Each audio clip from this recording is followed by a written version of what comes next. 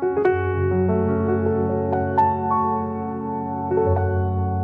خدا خواست محبت به دنیا برسه،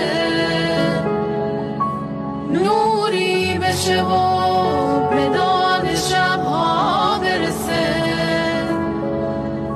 هر مامان و بابایی که عاشق بودن، دختر رو فرستاد به اونها برسه.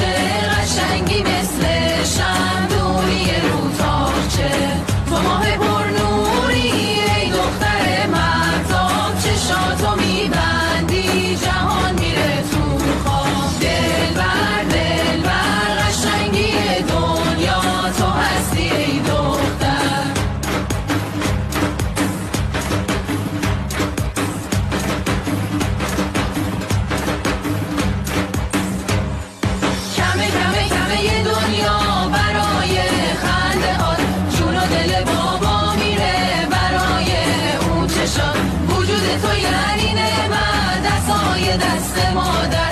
الهی خدا ببخشه به هر خونه یه دختر.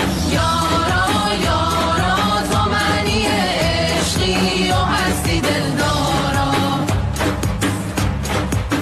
صورتی و نازه هر گوشه دنیا جهان